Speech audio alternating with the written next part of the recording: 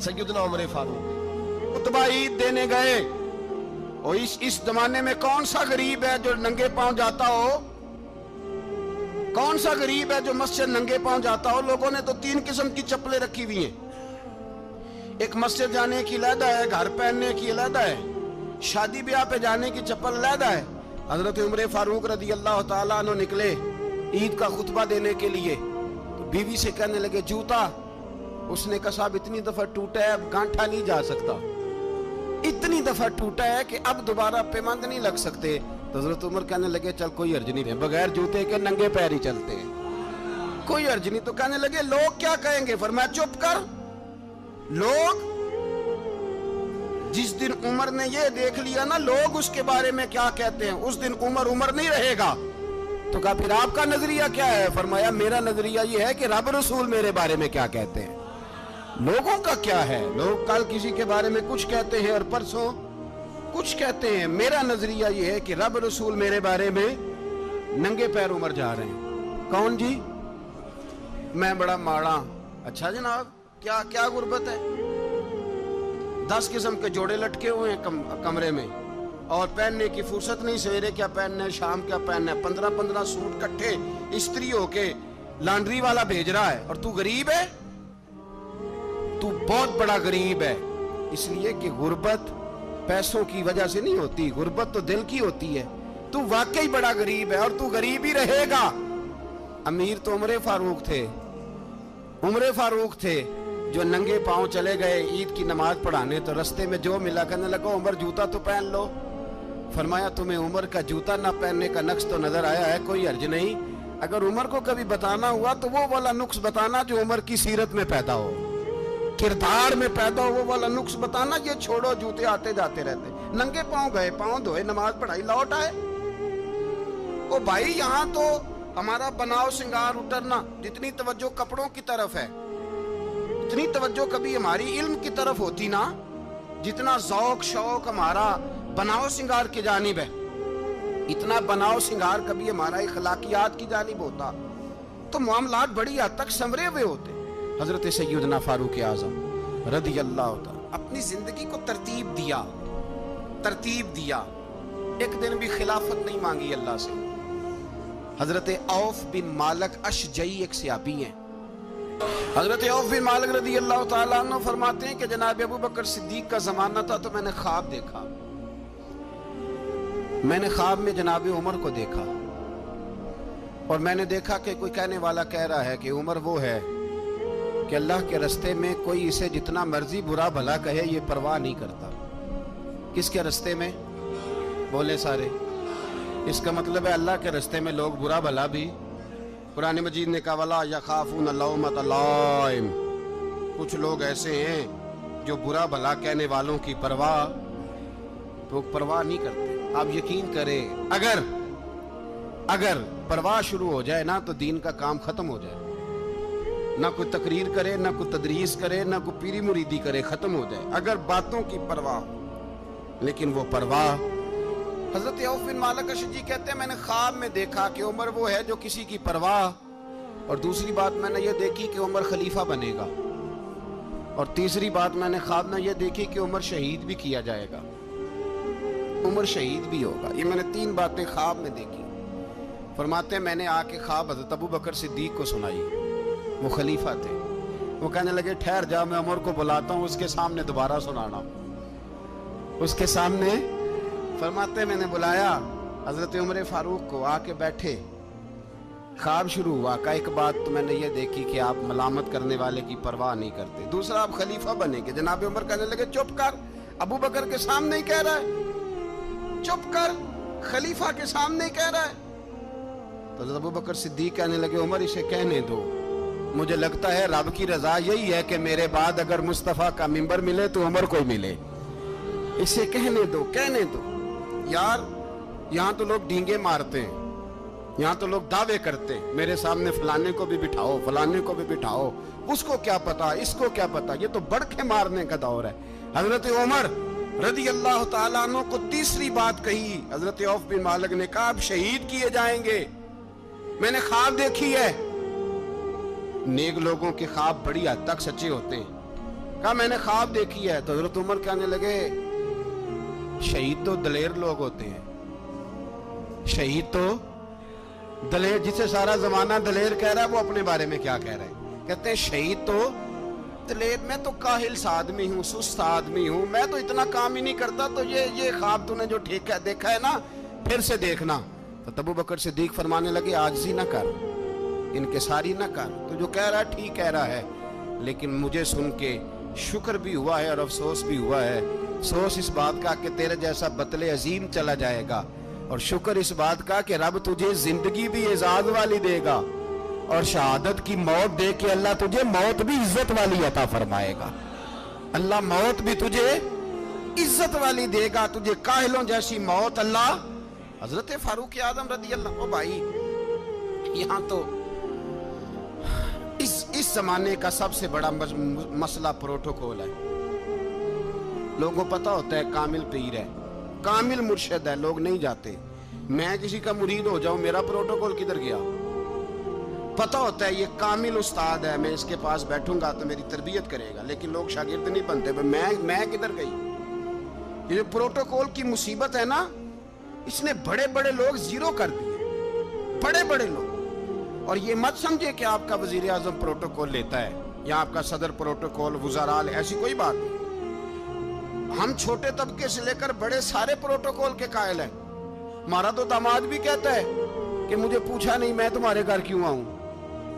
ہمارا تو بھائی ہر شخص اعلان کرتا ہے پروٹوکول کا, فلانے نے عزت نہیں دی تو واپس آ جاؤ, فلانے نے سلوٹ نہیں کیا تو واپس آ جاؤ. لوگ جہاں سلوٹ کرنا چاہیے وہاں بھی سلوٹ کرانے کے قائل ہیں. پر حضرت عمر رضی اللہ تعالی, حضرت عمر کی سادگی اور پھر جناب عمر کی عاجزی, جب انسان اپنے اوپر سوار کر لیتا ہے نا, سوار کر لیتا ہے, میں بدکار پرانا خادم, کسے در ملی نی ٹوئی, تے واصف یار نے نظر جو کی تھی تے واصف ہی. میں اکثر سوچتا ہوں حضور نے جہاں بھی کہا نا, فرمایا میرے بعد نبی ہوتے تو خطاب کے بیٹے عمر ہوتے. حضور نے فرمایا عمر جس رستے سے جاتا ہے شیطان وہ رستہ بدل جاتا ہے. نبی پاک صلی اللہ علیہ وسلم نے فرمایا میرا عمر وہ ہے کہ اس کی زبان پر حق جاری ہے. حضور علیہ السلام نے فرمایا 950 سال حضرت جبریل میرے عمر کی شان بیان کریں تو ان کی عظمت ختم نہیں ہوتی. 950 سال جبریل عظمت بیان کرے تو ختم نہیں ہوتی. یہ بات ہے حضرت عمر کی. اور فرمایا عمر ابو بکر کی نیکیوں میں سے ایک نیکی ہے, یہ شان ہے عمر فاروق رضی اللہ تعالیٰ عنہ کی. حضور نے فرمایا میرے بعد نبی ہوتے تو عمر ہوتے, جس گلی سے عمر آئے شیطان رستہ بدل جائے. میرے عمر فاروق کی شان 950 سال بیان ہو تو ختم نہ ہو. عمر کی زبان پر اللہ حق بیان کرتا ہے, جو عمر کہتا ہے وہی رب کر دیتا ہے. حضور ساری زندگی فضیلتیں بیان کرتے رہے, عمر جواب میں کیا کہتے ہیں؟ کوئی بتائے نا کہ یہ والی حدیثیں کبھی عمر نے بھی روایت کی ہوں کہ حضور نے میرے بارے میں یہ کہا ہے. یہ روایتیں وہ روایت نہیں کرتے. ان سے جب لوگ کہتے عمر تیری بڑی بات ہے تو عمر رو پڑتے, کہتے میں تو اونٹ چرانے والے باپ کا بیٹا ہوں, میں تو اونٹ چرانے والے باپ کا بیٹا, اونٹ چرا. اس سے آگے عمر گئے ہی نہیں ساری زندگی, اس سے آگے لفظ ہی نہیں ادا کی. اور میں تو بھائی اونٹ چرانے والا, میرا باپ تو اونٹ چرایا کرتا تھا, 10 اونٹ تھے, میری ڈیوٹی ہوتی تھی, سنبھالے نہیں جاتے تھے, ابا ڈنڈوں سے مارتا تھا. ساری زندگی عمر حج کرنے گئے, ایک خشک تنا کھجور کا عمر فاروق رضی اللہ تعالیٰ عنہ نے اس کو اپنے کلاوے میں لیا, رونے لگے. لوگوں نے کہا عمر کیا ہوا؟ فرمانے لگے یہاں میں اونٹ چرایا کرتا تھا, یہاں میں اونٹ چراتا تھا, 10 اونٹ سنبھالے نہیں جاتے تھے. دیکھو رسول اللہ کی شان, آج ساری امت چلانے کا طریقہ عطا فرما دیا ہے. ساری نظریے سے پیار. یار پیسہ کس کو برا لگتا ہے؟ آپ جس آدمی کی 50 کروڑ کی پراپرٹی ہے اس کو پوچھیں سب سے غریب, آپ کو وہی نظر آئے گا. وہ کہے گا میں ٹائٹ ہوں. حالات بڑے, میں کئی باری پوچھے انہوں نے, میں کہتا ترجمہ بھی 10 چھڑوں کی, ہمیں تو سمجھ نہیں آتی. اور ٹائٹ حالات کون سے ہوتے ہیں جی؟ جس آدمی کا کروڑوں میں کاروبار ہے نا, اس کو آپ چھیڑے وہ رونے لگ جائے گا, رونے. تو کئی میں نے ایسے دیکھے کرائے کا مکان ہے, ان سے پوچھے صاحب کیا حال ہے، تو کہتے ہیں جتنی اللہ نے شان والی زندگی ہمیں عطا کی ہے کسی کو نہیں دی ہوئی۔ اس کا مطلب ہے خوشی بھی یہی ہے اور غم بھی یہی، اندر سے خوشی ہے، اندر سے ہی۔ تو نے اگر راضی رہنا ہے تو ادھر سے رہنا ہے، ناراض رہنا ہے تو بس اپنے آپ کو خوش رکھے گا تو ہو جائے گا۔ سارے صحابہ مل کے آئے، کہنے لگے عمر فاروق سے کہنا ہے نبی پاک کے زمانے میں تو ظاہراً غربت تھی، ابو بکر کے دور میں بھی غربت تھی، اب تو بڑا مال ہے، عمر سے سفارش کرو کہ عمر نیا کرتا پہنا کرے۔ ملکوں کے سفیر آتے، عمر وہی پھٹی پرانی چادر اوڑھ کے اور وہی کئی جگہ پہ پیوند لگے سوٹ پہن کے سفیروں کے سامنے بیٹھ جاتا ہے۔ عمر کو مشورہ دو، طے ہو گئی بات۔ سب نے جب مشورہ دے لیا تو سارے کہنے لگے یہ بتاؤ شیر کی مونچھ کو ہاتھ کون لگائے گا، کہنا کس نے ہے، بندہ بھی تو ڈھونڈو نا۔ نے کہا جناب میرا یہ خیال ہے کہ مولا علی شیر خدا کہیں گے، کیونکہ جس شخص کی عمر کو سب سے زیادہ حیا کرتے دیکھا وہ شیر خدا مولا علی ہے، رضی اللہ تعالی علی کہیں گے۔ اس لیے کہ جناب علی تو کئی دفعہ جب گفتگو کرتے تھے تو حضرت عمر چپ کر جاتے تھے اور فرماتے تھے علی نہ ہوتا تو میں ہلاک ہو جاتا، تو کہا علی سے کہو۔ جناب علی شیر خدا کو بلایا، کس کام کے لیے جی؟ اللہ اکبر۔ یہ ذرا اپنے اس دور پہ اس بات کو ذرا لاکا جناب ان سے کہیں کہ زیادہ نہیں، ایک کرتا نیا پہن لے، سفیر آتے ہیں وزیر آتے ہیں تو ایک کرتا نیا پہن لے۔ حضرت علی کو بلایا، آپ فرمانے لگے کوئی اور بات ہوتی تو میں کہہ دیتا، یہ والی میں نہیں کہہ سکتا، کوئی اور ہوتی تو میں عمر کو کئی دفعہ کہہ دیتا ہوں، جلال میں بھی تو سن، یہ والی میں نہیں کہہ سکتا، میں تمہیں ایک مشورہ دیتا ہوں۔ کہ وہ کیا؟ کہنے لگے سید عائشہ صدیقہ سے کہو، وہ مومنوں کی ماں ہے، عمر ٹالے گا نہیں۔ اماں جی سے جا کے کہا اماں جی نیا کرتا عمر سے کہیں پہن لیں، وزیر آتے ہیں بڑے بڑے لوگ تو چلو کوئی عرض نہیں۔ اماں جی نے کہا اچھا کوئی بات نہیں میں بلا لیتی ہوں۔ جناب عائشہ نے پیغام بھیجا، جب خادم نے کہا نا مصطفیٰ کے گھر سے پیغام آیا ہے تو 20 لوگ بیٹھے تھے، عمر کانپتے ہوئے اٹھے، کانپتے دوڑے۔ حضرت عائشہ پردے میں تھی تو فرماتی ہیں عمر اتحیات کی حالت میں بیٹھ گئے۔ کہا اماں جی دیر تو نہیں ہو گئی مجھے آنے میں؟ کہا نہیں ٹائم پہ آ گئے ہو، کس لیے بلایا تھا؟ کہا عمر دیکھو غربت کے معاملات اور ہوتے ہیں، جب اللہ آسانی دے تو کوئی چیز استعمال کرنا حرام نہیں ہوتی، اگر حرام ہے تو بتاؤ۔ کہا نہیں اماں جی حلال ہی ہے۔ تو فرمایا پھر اتنے سفیر آتے ہیں مشیر آتے ہیں، اب تو مال غنیمت بڑا آتا ہے، ڈھیر لگ جاتے ہیں مسجد میں، تو چل ایک نیا کرتا تم بھی پہن لیا کرو، اور آپ نیا کرتا پہنو گے تو دھاگ بیٹھے گی غیروں پر، تو صحابہ کا مشورہ ہے کہ آپ نیا لباس پہنے۔ اماں جی کہتی ہے میں نے حکم دیا تو عمر چپ کر گئے، گردن جھک گئی۔ تھوڑی دیر کے بعد سیدنا عمر فاروق نے سر اٹھایا تو داڑھی پہ آنسو گر رہے تھے، رو پڑے، کہنے لگے پاک محبوب کی پاک بیوی جیسے حکم کرتی ہو میں حاضر ہوں، پر مجھے وہ والا لباس پہنانا جو میرے مصطفیٰ نے پسند فرمایا ہے۔ سیدنا عمر فاروق، میرے نبی پاک علیہ السلام نے فرمایا فرشتے 950 سال میرے عمر کی شان بیان کریں تو ختم نہیں ہو سکتی۔ اتنا بڑا شخص عمر فاروق، اتنا بڑا آدمی۔ ایک دن اعلان کیا عمر فاروق نے لوگوں مسجد میں آؤ بات کرنی ہے، امیر المومنین کا پیغام ہے سارے مسجد میں آ جائے۔ کھچا کھچ مسجد نبوی صحابہ سے بھر گئی، اور ایسا جب اعلان ہوتا تھا تو صحابہ دوڑ کے آتے تھے، شاید کو جنگ ہے، شاید کسی نے حملہ کر دیا ہے، شاید کوئی نئی بات ہے، دوڑے آئے لوگ، مسجد نبی کھچا کھچ بھر گئی۔ سیدنا فاروق اعظم رضی اللہ تعالیٰ عنہ منبر پہ بیٹھے، حضرت عبد الرحمن ابن عوف رضی اللہ تعالیٰ عنہ فرماتے ہیں کہ صحابہ تجسس کے دیکھ رہے ہیں کہ پتہ نہیں کسی طرف سے پیغام نہیں آ گیا، کوئی کافر حملہ نہیں کرنے لگا، اللہ جانے کیا ہوا ہے، بڑی پریشانی ہے۔ عمر بیٹھے اللہ کی حمد کی، نبی پاک صلی اللہ علیہ وسلم پر درود پڑھا، اور پھر عمر فاروق بولے، فرمانے لگے میں جب مکے میں رہتا تھا نا تو کبھی گھر میں قحط آ جاتا تھا، کبھی قحط آتا تھا گھر میں، بکریوں کے دودھ خشک ہو جاتے تھے، گندم نہیں ملتی تھی، پانی نہیں ہوتا تھا، تو فرمایا میری اماں مجھے خالہ کے گھر بھیج دیتی تھی۔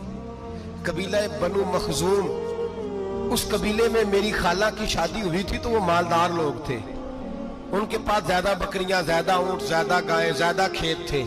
हजरत उमर फारूक फरमाने लगे मैं उनके घर जाता तो मेरे खालू समझ जाते कि उमर को इसलिए भेजा गया है कि कहत आ गया है। फरमाते हैं वो मुझे सवेरे बकरियां चराने ले जाते, शाम तक मैं उनकी बकरियां चराता। अमीरुल मोमिनीन उमर, एक तरफ मसला यह है कि कैसर और किसरा की दीवारें हिल रही हैं उमर के नारों से, और इधर उमर मिंबर पे बैठ के खुतबे दे रहे हैं। फरमाते हैं मैं बकरियां चराता, शाम तक खाला के घर जाके मजदूरी करता, और फरमाते हैं शाम होती तो एक मुट्ठी किशमिश मुझे देते वो। आप फरमाते हैं मैं बड़े कद वाला था, एक मुट्ठी किशमिश मिलती है, कभी एक मुट्ठी खजूरें, मैं शाम को खा के सो जाता। कई कई महीने यूं ही गुजरते तो मेरी अम्मा का पैगाम आता कि हालात सही हो गया, मेरे बेटे को भेज दो। ये बात कही, हजरत उमर रोने लगे और फिर कहने लगे अब वो वक्त आया है कि लोग मुझे अमीरुल मोमिनीन उमर कह के पुकारते हैं। बस ये दो बातें की। उमर ने कहा चलो जोहर का वक्त हो गया, अजान पढ़ो, उठो नमाज पढ़े, उठो। अजान हुई, इकामत हुई, जनाब उमर ने नमाज पढ़ाई, लोग चले गए तो सैयदना अब्दुल रहमान इब्ने औफ दयराना था जनाब उमर से, बाजू पकड़ के कहने लगे उमर सियाना बंदा यार तू ये दो बातें सुनाने के लिए इतना मजमा इकट्ठा किया था, ये दो बातें कहने के लिए कि मैं खाला के घर जाके मजदूरी करता था तो एक मुट्ठी किशमिश मिलती थी, एक मुट्ठी खजूरें, ये कहने के लिए कि मैं बकरियां चराया करता था। तो हजरत उमर फारूक रदी अल्लाह ताला अन्हु फिर रोए, फिर आंखों में आंसू आए। कहने लगे अब्दुल रहमान आज ना मिस्र शाम से कुछ लोग आए थे और वो बता रहे थे कि उमर तेरा डंका वहां भी बड़ा बजता है। वो मुझे कह रहे थे तेरे नाम के वहां भी बड़े दबदबे हैं, बड़े तस्करे हैं। तो मेरा नफ्स मुझे कह रहा था उमर देखा तू यहाँ बैठा है और वहां तेरे नाम का शोर हो रहा है, मुझे इसने बड़ा किया है। तो मैंने आज मुस्तफा के सारे गुलाम इकट्ठे करके अपनी औकात बता दी है। मैंने अपनी औकात बताई है कि मैं कुछ नहीं, कोई शय नहीं, कोई चीज ही नहीं, असी किसी से कुछ नहीं जे लगदे, ना कोई साडा दर्दी।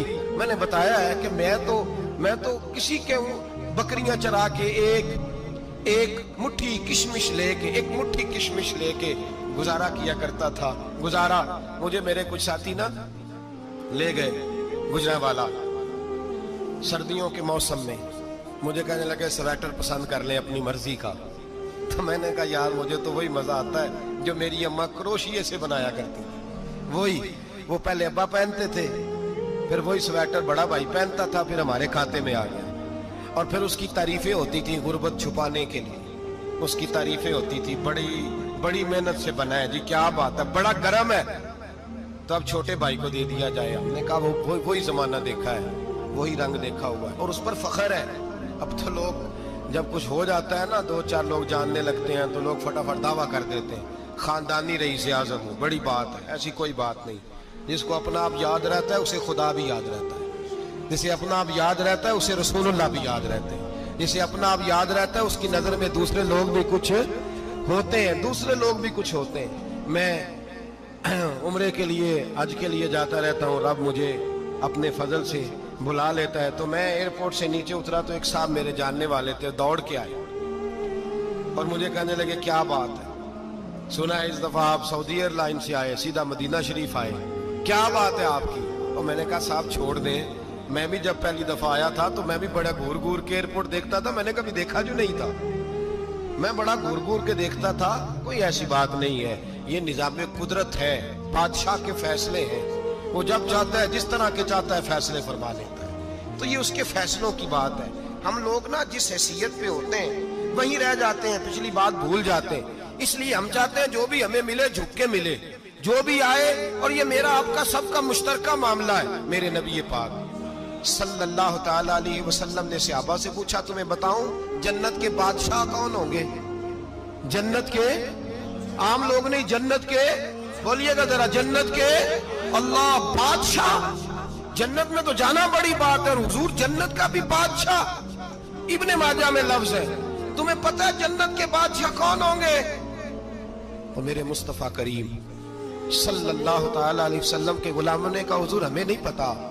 तो हुजूर ने फरमाया जन्नत के बादशाह वो लोग होंगे जिन्हें दुनिया में कोई भी नहीं जानता था, जिनके कपड़े सादे होते थे, जो गरीब लोग होते थे, جو سفارش کرتے تھے تو ان کی قبول کوئی نہیں کرتا تھا، جو کسی کے ساتھ جاتے تھے تو ان کو مانتا کوئی نہیں تھا. وہ جنت کے بادشاہ ہوں گے، بادشاہ. اور فرمایا قیامت کے دن جب لوگ انہیں دیکھیں گے تو ان پر فخر کریں گے، رشک کریں گے، کہیں گے کیا بات ہے تمہاری. یہاں تو شوق ہی بڑا ہے. غریبوں نے بھی پوسٹر بنائے ہوئے ہیں، ڈاکوؤں، لٹیروں، چوروں کی تصویروں کے ساتھ لگوائے ہوئے اپنے آپ کو بڑا کرنے کے لیے. آج ہی اختیار کریں، آج ہی اختیار کریں. اپنے آپ کو مٹانے کی کوشش کریں. رب کریم کے بندے آگے بڑھ کے اپنا آپ دکھاتے نہیں. بڑا شوق ہے، پہلے فوٹو کھچا لو، باقی باتیں بعد میں ہوگی. پہلے ویڈیو بنا لو، باقی کچھ اور بعد میں ہوگا. پہلے اب تو پرسوں ترسوں مجھے ایک مولانا کہنے لگے کہ آپ سے میں نے، وہ یہاں جمعہ پڑھنے آتے ہیں کبھی کبھی، میرے دوست ہیں، کہتے ہیں آپ سے میں نے سنا تھا کہ اگر کوئی نبی پاک کا فرمان ہے، اگر کوئی نذرانہ دے تو اس کو لے لو، اگر کوئی تحفہ دے تو اس کو، حضور نے فرمایا لے لو اگر تمہیں کو دیتا ہے، اپنی مرضی سے، مانگنا منع ہے. خود دے دے تو لے لو، ورنہ ایک وقت آئے گا تم مانگو گے تمہیں ملے گا نہیں. جب کو دے دے تو لے لو. کہنے لگے آپ نے کہا تھا کو دے دے، تو اس وقت سے میں کوئی سوٹ دیتا ہے مجھے میری مسجد کا نمازی تو میں لے لیتا ہوں، کوئی مجھے کوئی اور شے دیتا ہے تو میں آپ سے سن کے. تو اگر میری مسجد کا نمازی سوٹ پکڑاتے ساتھ فوٹو بھی کھینچے تو پھر میرے لیے کیا حکم ہے. وہ خوشبو کی ڈبی دیتے ہوئے ساتھ فوٹو بھی کھینچے، پھر میرے لیے کیا حکم ہے. کہنے لگے رمضان میں یہ حال ہوا ہے کہ لوگ کپڑے دے رہے تھے اور فوٹو کھینچ رہے تھے. کیا چکر ہے، کہاں چلے گیا. غریب آدمی کی عزت نفس کو کچل ڈالا پکڑ کے. ایک جوڑا سال کے بعد امام کو دیا، اس کی بھی تصویر کھینچ کے فیس بک پہ دے ڈالی. یہ ہماری